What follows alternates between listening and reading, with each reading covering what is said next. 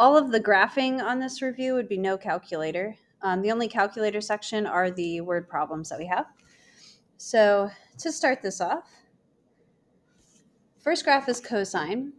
So we want to find amplitude, which is the a value. That's 2. Period is 2 pi divided by b, which is 1/2. Period is 4 pi.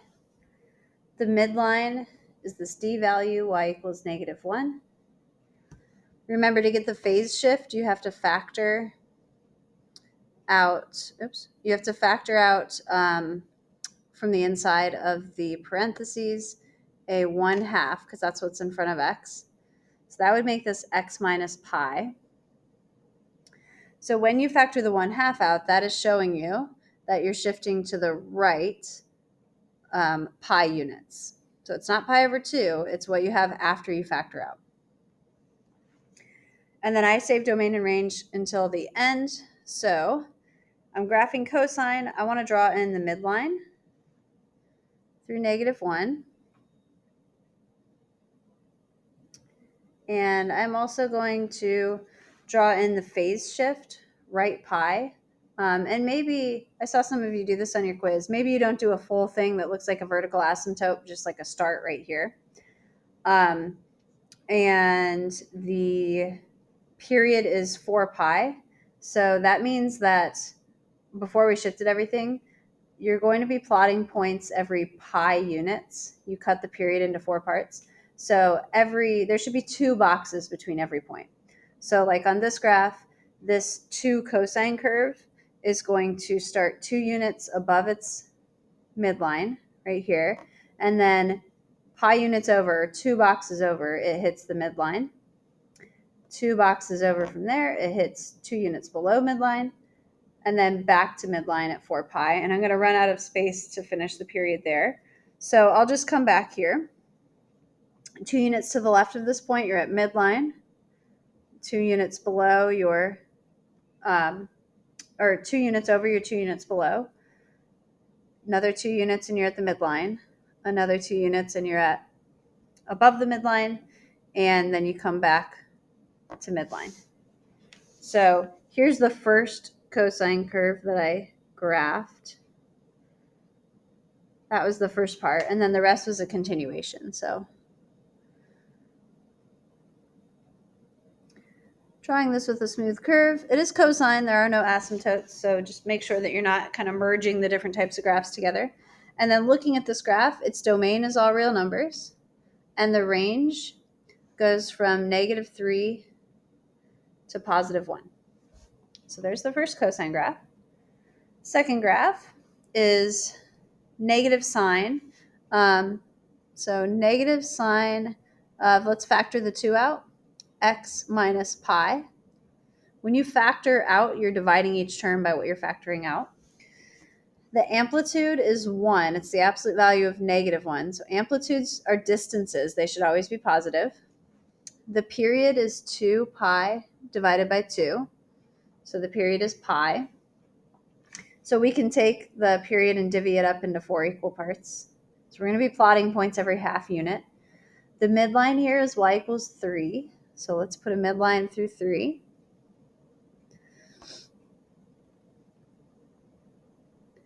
And then this graph has a shift to the right pi units as well. So instead of starting on the y-axis, we're going to start over here. And then again, you're divvying the period up into 4 equal parts. Okay, so if I want to graph a negative sine graph, I start on the midline, and then at half a box over, which is pi over 4, so half a box over, I'm below midline, back to midline, above midline, below. So here's the first little period of negative sine. It should be between pi and 2 pi. And then you continue that on, and remember, you're just going every half box. So here's what I have so far from where I started to the end of the graph. You are going to have to fill the window just like you did on the quiz and like you should be doing on all the homeworks that we've had. And I just continue the pattern on.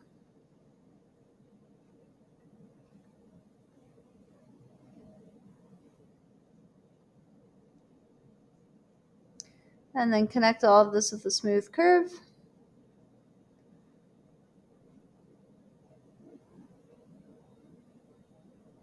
Most of the points missed on that graphing quiz that we had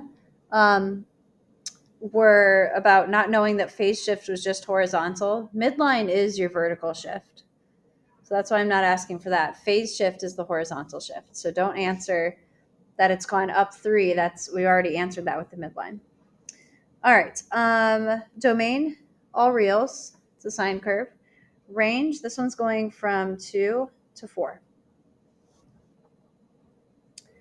All right. Next graph is cosecant. So this should have asymptotes.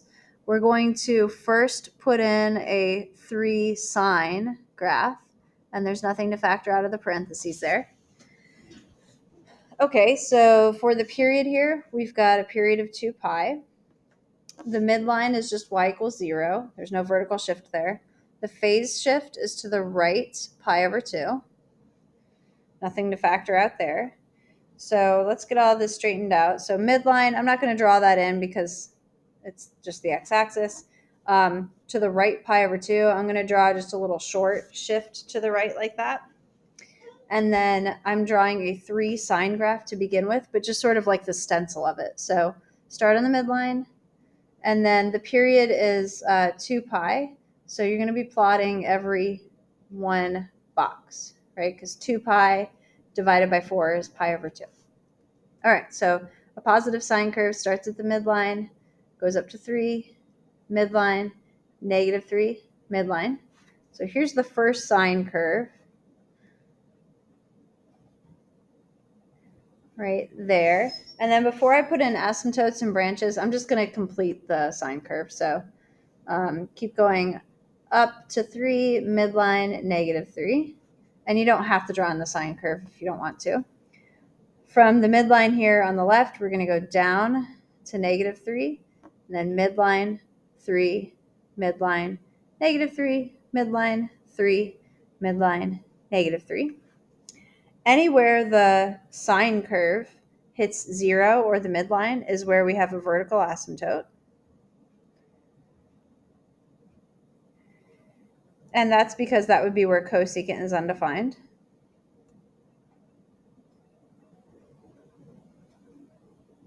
So we sketch all of these in. The last thing is to sketch in the branches of the cosecant curve. So remember, they open away from the midline.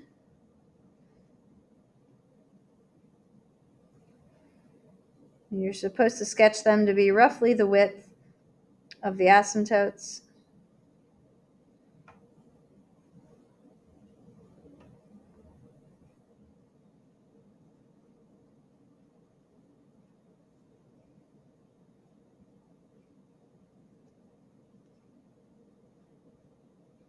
Make sure you get the little half branches to the end so that you fill the window. What's the domain? So because there are vertical asymptotes, we should be describing the vertical asymptotes. And we always say all real numbers, but x is not equal to. So just pick a vertical asymptote. I'm just going to pick pi over 2. And add to that the distance between asymptotes. That's pi. It's also half the period, right? Because it's half the sine curve. So you're going to add pi k to that. And k is an integer, so we use our shorthand. K is an element of the integer number set, which is KEZ. All right, and then the range is bottom branch negative infinity to negative 3. And the top branch is 3 to infinity. And that finishes that graph. Next graph is negative. I believe I changed this to secant. Let me check this. Let me check this on the actual one here because I don't want to go through and graph the wrong thing. All right, so yes, negative secant of x over 2 minus 2. Okay, so this is a secant graph, but we are going to graph it as if it's negative cosine of x over 2 minus 2, just to get the stencil. So the period here is 2 pi divided by 1/2. So period's 4 pi. That means when we divvy that into 4 equal parts, we're going to be plotting points every pi units or every 2 boxes. The midline is y equals -2, so I'm going to draw that in.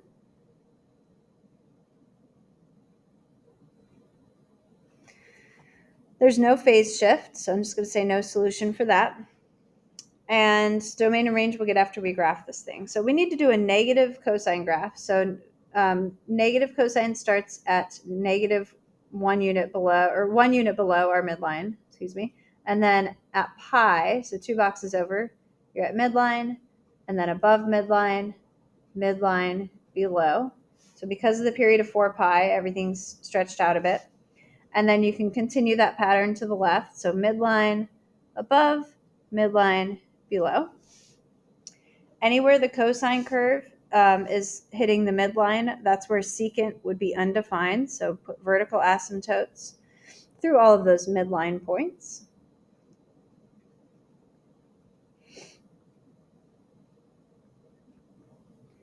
And then sketch in the branches to open away from the midline. These branches should look wider than the ones you just did for cosecant because this graph has been stretched. So sketch these so that that stretch is apparent. And we have a little half graph over here. And then for domain and range, we've got domain is all real numbers. X is not equal to. So pick an asymptote. I'm going to say pi plus distance between any two asymptotes is 2 pi, which is half the period, 2 pi k. And k has to be an integer for that to be true. And then the range of the bottom branch is -infinity up to -3. And the top branch is -1 to infinity. All right, now remember, tangent and cotangent graphs have their own set of rules, so we're not graphing these the same exact way that we just did the previous 4. So a tangent graph has 3 nice points that look like that because it's positive tangent. The distance between the points will be a half unit. We don't have to factor anything out or any of that. The period formula is just pi divided by b because the parent function for tangent has a period of pi, not 2 pi. So pi divided by 1/2 is 2 pi. We don't divvy that up into 4 parts. We go over to the asymptote equations. I can answer midline too, though. Side note here. Midline is y equals 2. Okay, so the asymptote equation is, I'm going to do this work off to the left here. So you take the parentheses, the expression that's inside of the tangent.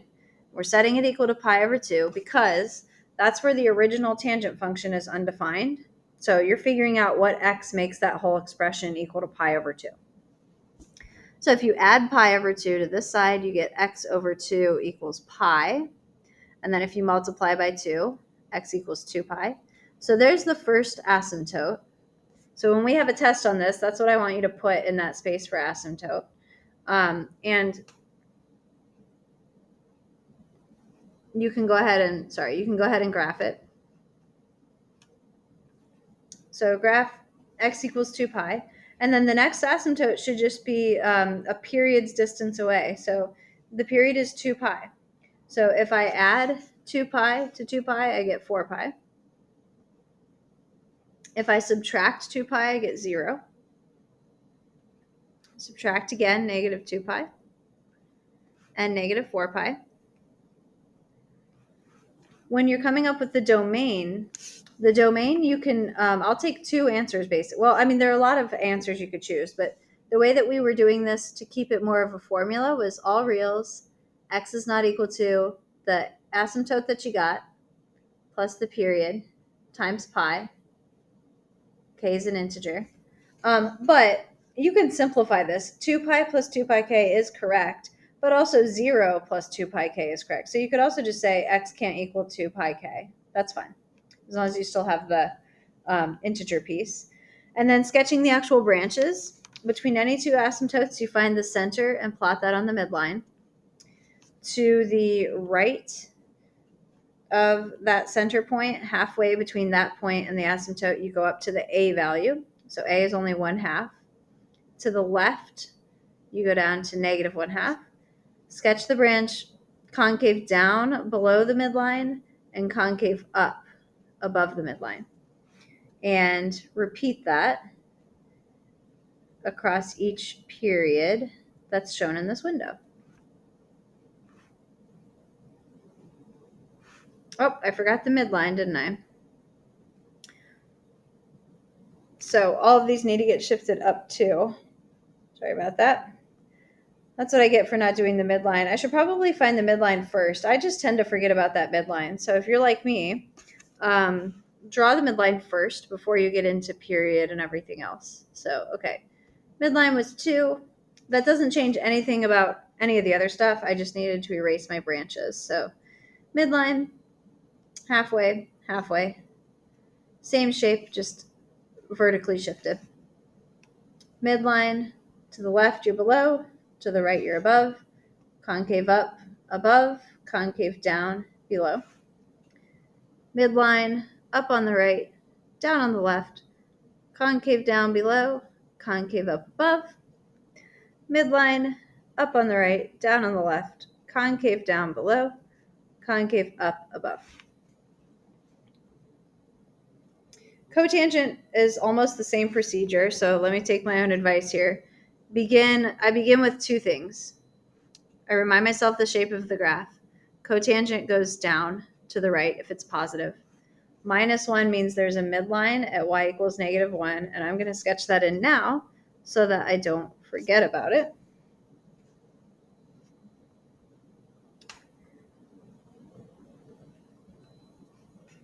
Okay, then I'm going to find period. Pi divided by 1 is pi. And then I'm going to find the asymptote. I'll do the work over here for the first one. So x plus 2 pi, we set equal to 0 for cotangent because that's where cotangent is undefined, when that expression will equal 0. Subtract 2 pi. So the first asymptote is at -2 pi, and I can plot that. And then the next consecutive asymptote should be pi units away from that. So if you add pi to -2 pi, you're at -pi. If you add pi to that, you're at 0. So you should be plotting these every pi.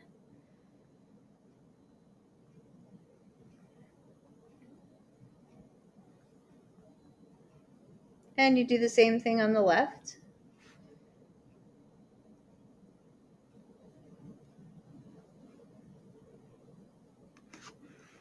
If we want to do domain to get that out of the way, it's all reals, x is not equal to. So you can say -2 pi plus pi k. Or looking at this graph, if there's one at 0, it's just going to end up being the period times k. You could also just simplify it like that. X is not equal to pi times k. They're both correct. I would accept either one. If we're taking an AP test, they're probably going to have the simplified one, the one with the just pi k, not the -2 pi. But as long as you can recognize that they're the same. And then draw in the branches. So cotangent, start anywhere here. So cotangent in between any 2 asymptotes hits the midline. To the left, it reaches the amplitude, so 2 units above. And to the right, halfway between midpoint and asymptote, 2 units below. Oops, 2 units. There we go. Concave up when you're above the midline, concave down when you're below. And you just keep copying that over. So I think I'm going to do all the points first, and then I'll go in and sketch the branches. I don't think it really matters.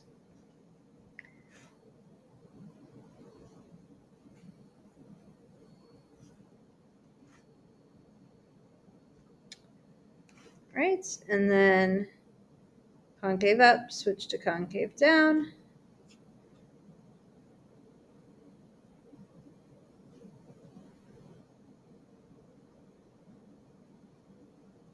That point on the midline is a point of inflection where we change concavity.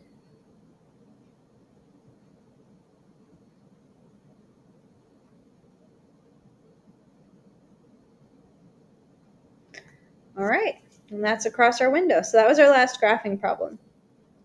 I'm going to stop this video here and make another video for the next section.